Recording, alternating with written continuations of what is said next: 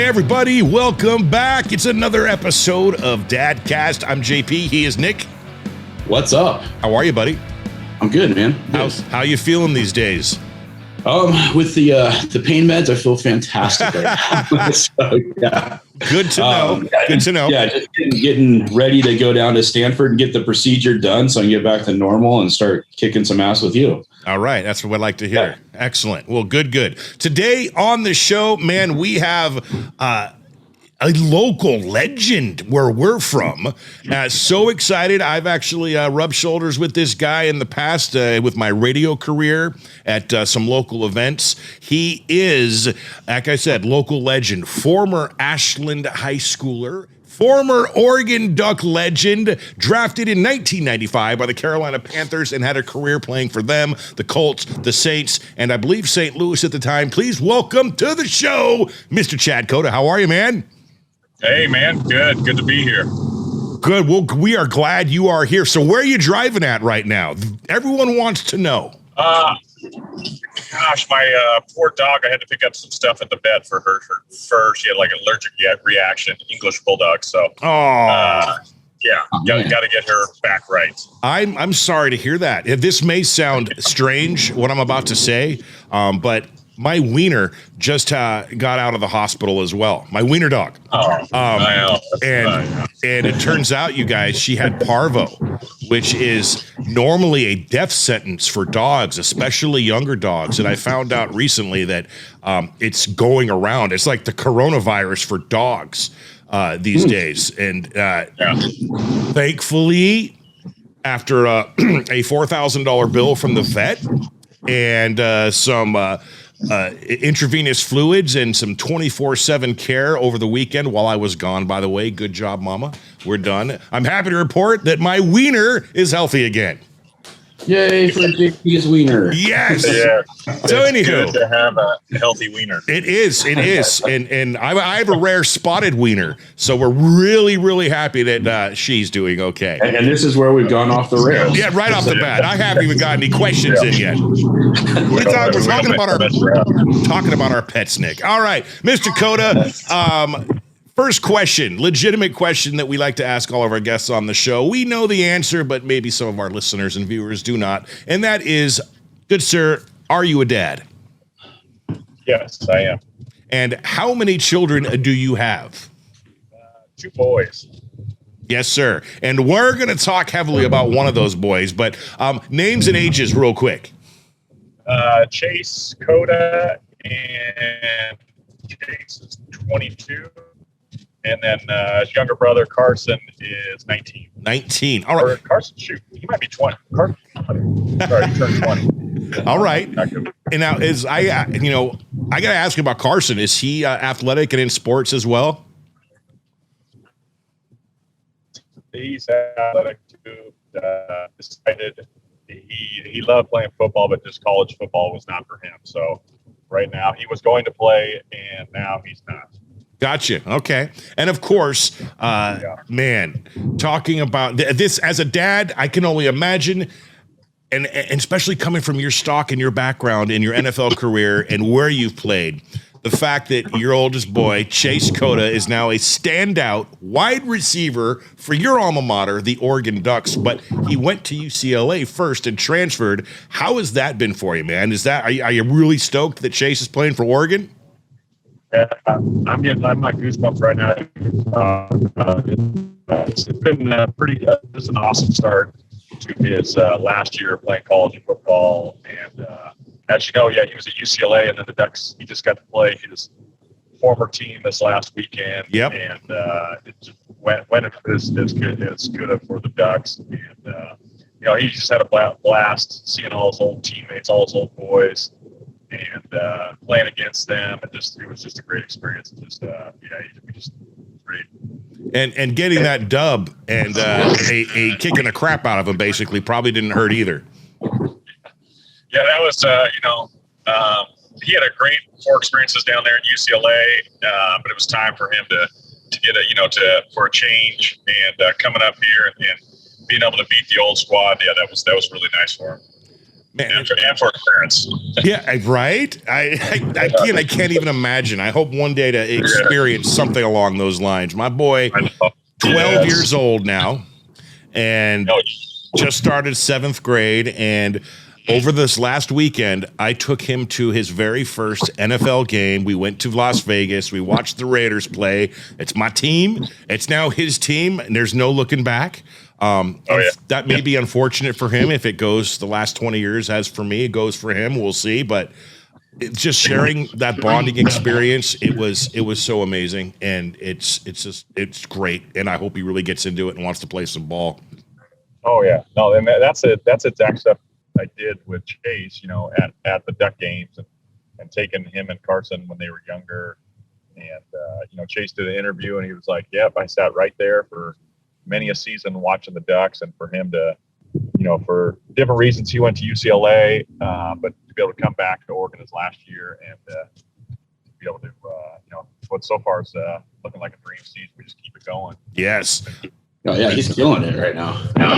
Well, dude, he's kind of killed it everywhere he's went. Oh, yeah. I mean, I remember following him at South and just, wow. That he's got some good stock, Mr. Cota. How are those NFL prospects? Is he looking like he might be picked up in the draft? Is that too early to say?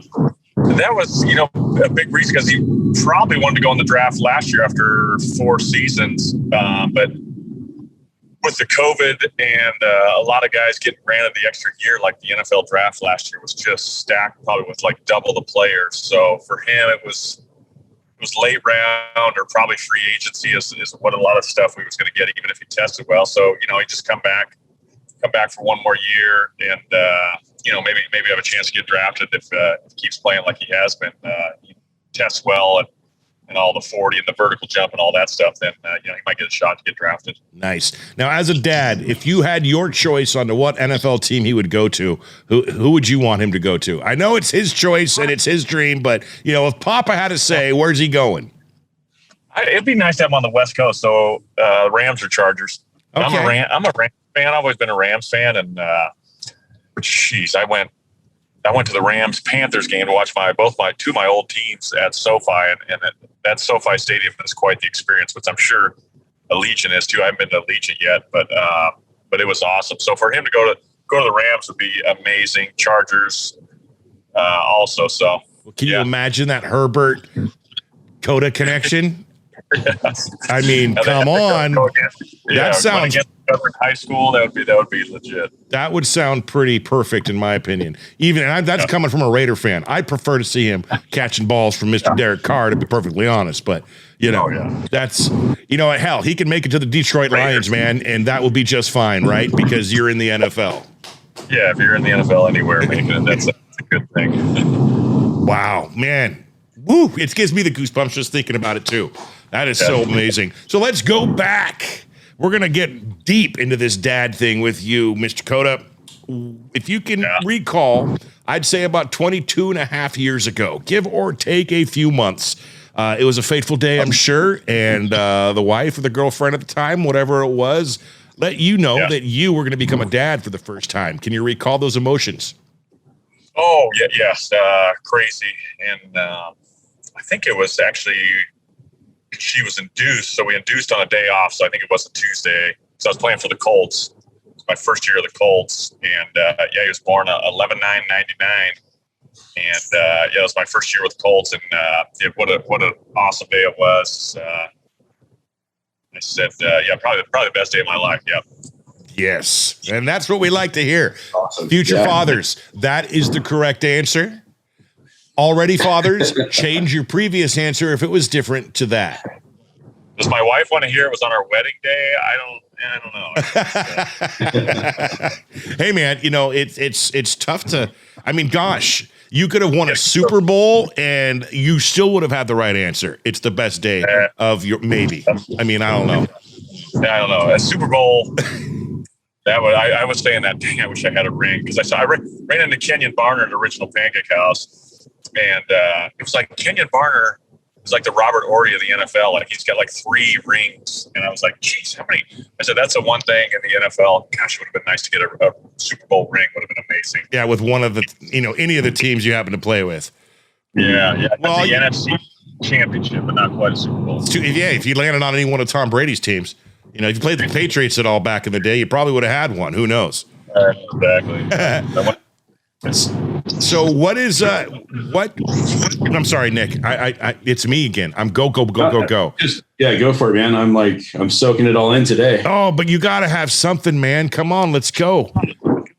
We got Chad Cota on Dadcast. I know you guys are talking football. I'm just getting into my love of football. All right, I got a question then for you. And now I know it's got to be different because you are an actual player in the league. But as a fan, if they were to change teams that they rooted for decades after they began their fandom and switched, is that considered a bad thing, or not recommended? Is that, because that's what Nick just did recently. Well, hold on. Can you be fans of two different teams? No, you can't. I don't know. I disagree because I am a fan kind of two different teams. So yeah, I got a few teams that I'm a fan of in the NFL. So, and I would root for Tom Brady just because I like Tom Brady and how he did it. And then I had my Panthers and the Saints and the Colts and the Rams. And the Rams were always my favorite team as a kid. So I don't know. And I'm not a crazy fan of any team, but I do have the teams that I root for sure.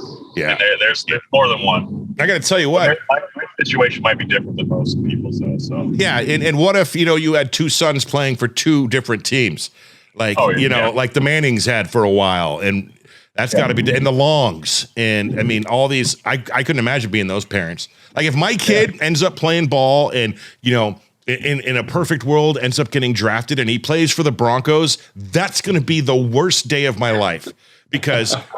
But also the best day. It's just no, that's my nightmare, Nick. I don't know. I think for me and my fandom, it's more of I'm a fan of the players. Like I'm a fan of Derek Carr. He's a great person. Yep. Outside of the field, I'm a fan of Bo Jackson. That dude, phenomenal.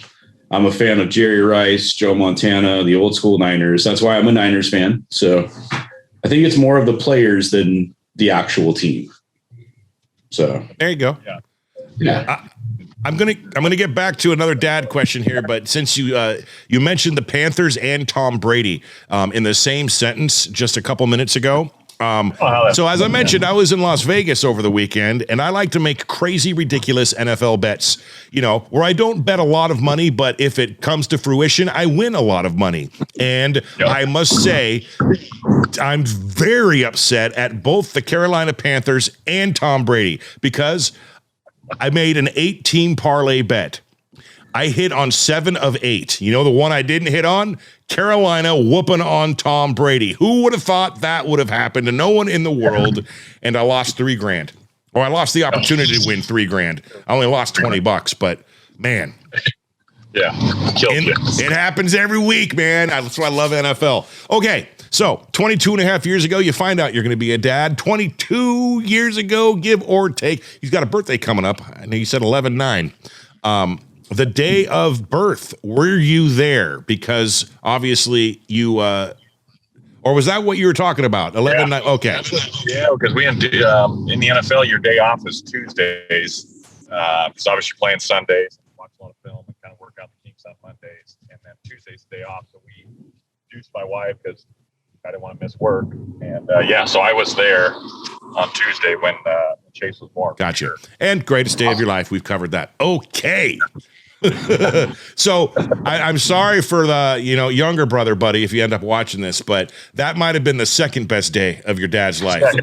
Yeah. Yes. Exactly. Carson. Don't take offense. What's he got going on now? And not that it's any of our business, and but just curious. So he went to Santa Barbara City College, is where he's at. So he's roughing it in Santa Barbara, California. Oh, rough. That's tough, man. Yeah. So pretty good. Yeah, he enjoys being there. He was going to play junior college ball, hoping to get picked up, and then just realized this football it's a tough gig. People think that it's all just play on game day, and there's a lot of grind and a lot of work the rest of the time besides game days. So Carson kind of was like, I don't know if I like it. Rough on the body and everything else. So he's going a different route. Just going to be a college student. Okay. What's the best thing about being a dad in Chad Cota's life? Yeah. I mean, right now going to these football games and watching your kid play D1 football is pretty special. It's a lot of fun. So that's right now. That's it. And just watching them mature and grow. And even my younger son, he's just becoming a man now. And it's a interesting process to observe and watch. Any difficulties in the early teen years? Oh, yes. Okay. Sure. Well, we need the advice. Yes, exactly.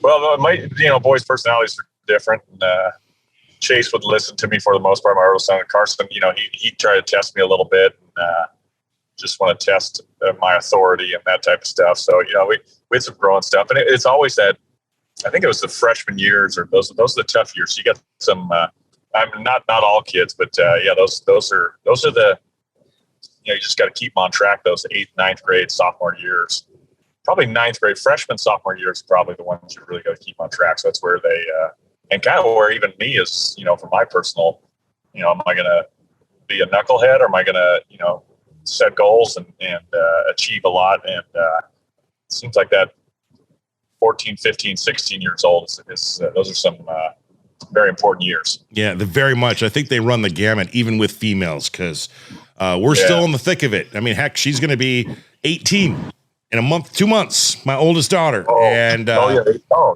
now you're almost, it's not like you're in the clear, but 18, it seems like it gets easier. 17, 18 for sure. Well, it gets easier for the fact that she's an adult, so now I can kind of lay off the whole "this is what you need to do" thing, and now you got to start, expanding your horizons and learning those things yourself without the parental guidance. Because I know it's going to be, I'm an adult. You can't tell me what to do. Blah blah blah. It's coming, right, Nick? Oh yeah, definitely, 100%.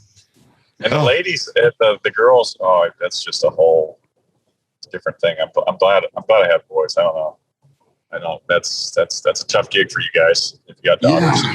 Yeah, boys are so much easier. Girls, oh man, like my son, my oldest son's 22, and it was a little rough from like 15 to 17, and then he decided to join the Army, got his shit together, and figured stuff out, and that was awesome. My daughter, on the other hand, has been a pain in the butt from the time she's 15. She just turned 18.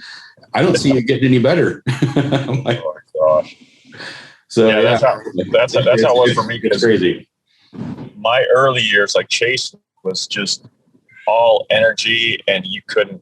We used to call him like Spirit. If you remember that cartoon Spirit, where that horse, you couldn't train that horse. Yep. Like Chase was just, you couldn't train him, man. He just didn't want to. He was just his own individual until he was like 8 years old. So he just ran it and just you had to work your butts off for those early years. And then he finally started mellowing out when he got 12 or so. But yeah, that's definitely. And the girls seem like they're sweethearts and they're easier then. And then I don't know. Then teenagers, they seem like they could be a little tougher.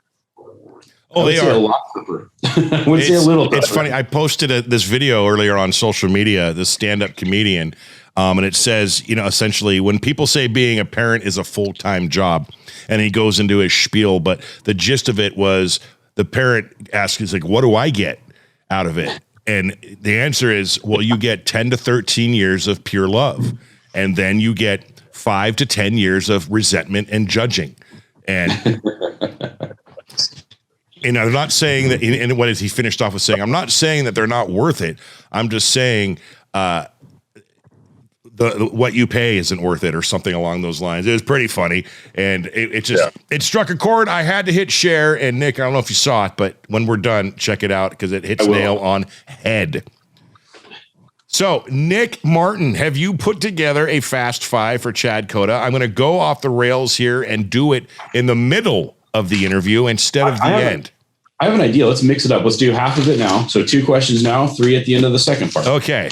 Boom. So it's no longer a Fast Five. It's now a random 2, possibly 3, and maybe a 2 later, is what you're saying. Yeah, exactly. It's we'll ask whatever questions we want, whenever we want, kind of a deal. There it is. Okay, here we go. All right, let's roll, Nick. You got the All punch. right, Chad, if you could have a billboard with anything on it, what would it be and why? Oh, my gosh. Billboard with anything on it? I don't know.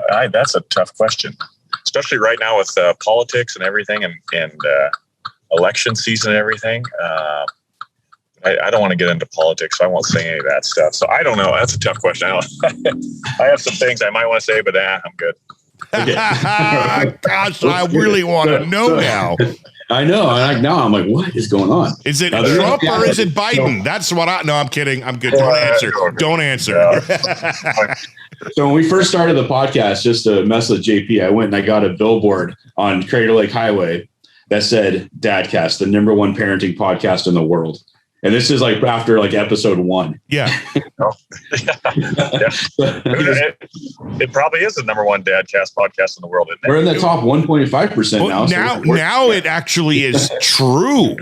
But at the time, the #1 parenting podcast in the world. Now, I'm all about, reaching goals and making statements, but I thought that might have been a little bit too bold on his part. It was pretty awesome, though. Big mugs up on Crater Lake Highway. Right. But ever since, now we have to ask that question of every guest. Yeah. If you could get a billboard, what would you put on it? What about, I don't know, just your, Chase, Go Ducks, and a big fat picture of his face?